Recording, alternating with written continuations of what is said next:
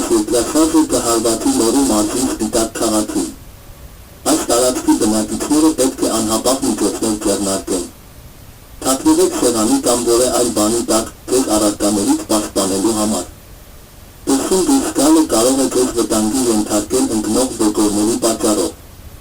Հնարավոր են հետցնցումներ, որոնք դեռս կարող են ուժեղ ցնցումներ առաջացնել։ Շնորհակալություն այս հաղորդումը լսելու համար։ Մնացեք անվտանգ, հաջողություն։